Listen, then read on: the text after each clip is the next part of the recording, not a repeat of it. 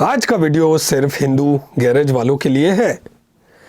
Garage वालों है ना, मैकेनिक जो हिंदू हैं, इन पर वीडियो बनाना मुझे ज़रूरी हो गया था क्योंकि इनका एक अलग ही रट्टा चल रहा है। तो देखिए, हिंदू जो गैरेज वाले हैं और जो हिंदू हैं जिनकी गाड़ियाँ वो सुधरवाने जाते हैं, तो हिंदू जो लोग हैं वो हिंदू गैरेज वालों को छोड़कर मुस्लिम गैरेज वालों के पास क्यों जाते हैं, ये रहा एक मुद्दा। दूसरा, हिंदू गैरेज वालों को ऐसा क्या करना चाहिए कि हिंदू उन्हीं के पास आए, ये दूसरा मुद्दा। तीसरा, कि हिंदुओं को सिर्फ हिंदू गैरेज वालों के पास क्यों जाना चाहिए।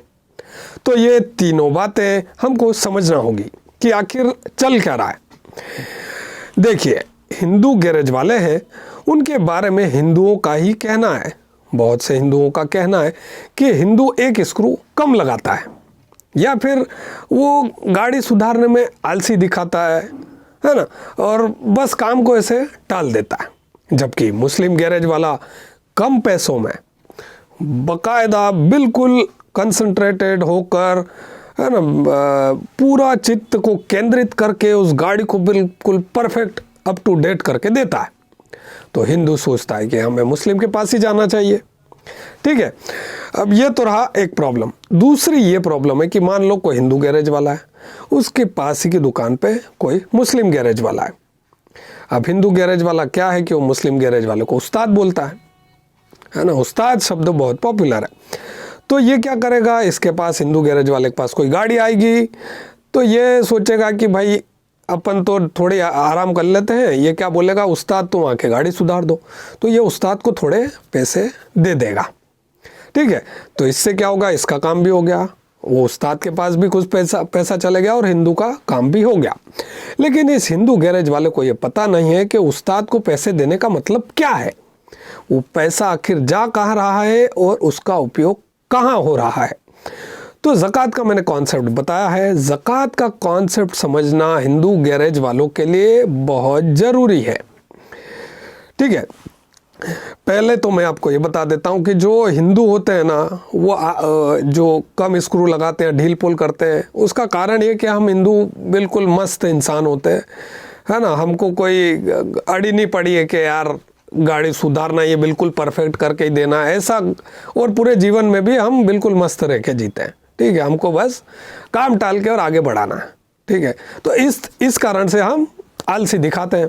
लेकिन मुस्लिम का कॉन्सेप्ट अलग चलता है, वो बिल्कुल परफेक्ट करके देता है। तो अब हम ज़कात के कॉन्सेप्ट को गैरेज वालों के लिए समझाते हैं। जो हिंदू गैरेज वाले हैं उनको ये समझ में आना चाहिए कि वो उस्ताद को जो पैसा दे रहा है और जो आपकी कमी से जो हिंदू ग्राहक मुसलमानों की दुकान पे जा रहे हैं, उसका मतलब क्या है।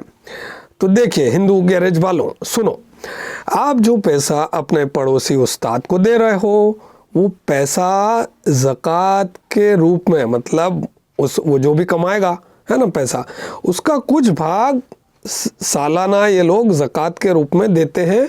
ठीक है, आगे वो आगे जब जाएगा ज़कात का पैसा बनेगा, तो वो ज़कात का पैसा किस लिए इस्तेमाल होगा, वो पैसा इसलिए इस्तेमाल होगा कि हिंदू लड़की को जो मुस्लिम लड़के भगा के ले जा रहे हैं ना, वो पैसा उनको दिया जाएगा। अगर ज़कात के बारे में जानकारी नहीं हो, मेरे वीडियो देखो, इंटरनेट पे खूब सर्च करो, आपको सब कुछ मिलेगा कि ज़कात का इस्तेमाल कहाँ कहाँ होता है। ठीक है, तो ये ज़कात का इस्तेमाल है। तो आप क्या कर रहे हो, आप उस उस्ताद को बुला के उसको कुछ पैसे दे रहे हो, अपना है ना, थोड़े आराम के चक्कर में उसको काम भी दे रहे हो, और आप आलसी भी दिखाते हो, जिससे कि क्या होता है कि वो हिंदू मजबूर हो जाता है दूसरे मुसलमान की दुकान पे जाने को। तो ये जो पैसा जिस हिसाब से भी मुस्लिम कमाएंगे, है ना, ये पैसे का कुछ भाग ज़कात पे जाएगा। और वो उस्ताद है, वो उस्ताद आपसे व्यवहार भी बढ़ा रहा है ना, और वो उस्ताद का बेटा धीरे धीरे आपके घर पे भी आने लगेगा। आपके घर पे आके वो एक दिन आपकी बेटी को भगा के ले जाएगा, और वो ज़कात का पैसा जो आपने आमदनी के रूप में उसको दिया था ना, और ऐसे सारे हिंदू लोगों से जो भी आमदनी मुसलमानों को बन रही है ना, वो ज़कात का पैसा ही उस लड़के को मिलेगा। तो आपकी बेटी भगाई जाने की तैयारी, है ना, उसको फंडिंग इनडायरेक्टली आप ही कर रहे हो। तो समझ में आ रहा है। क्या कॉन्सेप्ट है ना। तो आप अगर 1 रुपया भी मुसलमानों के हाथों में जाने दे रहे हो तो वो फंडिंग इस्लाम को बढ़ाने यानी कि आपके अस्तित्व को ख़त्म करने में यूज़ हो रही है। तो हिंदू गैरेज वालों, आलसी मत दिखाओ। आपका कोई पड़ोसी, वो उस्ताद कोई आपका दोस्त नहीं है, वो एक दिन आपकी लेगा, डायरेक्टली या इनडायरेक्टली। देखिए एक बात और बताता हूँ आपको, मुसलमान बहुत लॉन्ग टर्म प्लानिंग करते हैं। वो 1-2 साल का सोच के नहीं चलते हैं। 5, 10, 15, 20, 25, 30 साल तक आपका विश्वास जीतेंगे, लेकिन तब भी आपको धोखा देंगे। और एक बात और गैरेज वालों के लिए मैं बता देता हूँ, है ना, क्योंकि ये सिर्फ गैरेज वालों के लिए है तो वीडियो मेरे सारे पूरे देखेंगे नहीं। अगर आपका जो उस्ताद है वो मुस्लिम, जो आपके आसपास गैरेज की दुकान खोल के बैठा है और वो शुक्रवार की नमाज पढ़ने जा रहा है, तो वो एक दिन आपको रिंकू शर्मा जरूर बनाएगा। रिंकू शर्मा किस्सा याद है दिल्ली में, जिसकी पीठ में मुसलमानों ने छुरा भोंका था, और जबकि उसी रिंकू शर्मा ने उस मुस्लिम की पत्नी को खून रक्तदान किया था। तो ये आपका भविष्य तय है।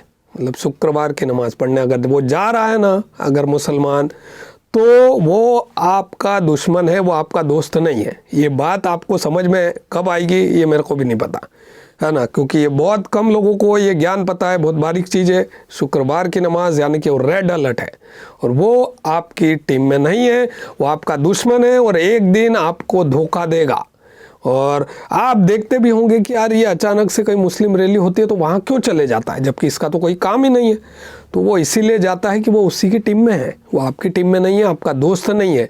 वो आपको धोखा देगा, और वो या फिर उसका बेटा या तो आपकी पत्नी को भगा के ले जाएंगे, या आपकी बहन को भगा के ले जाएंगे, या आपकी बेटी को भगा के ले जाएंगे, और उसको फंडिंग आप ही कर रहे हो। तो समझ में आ गया फंडा।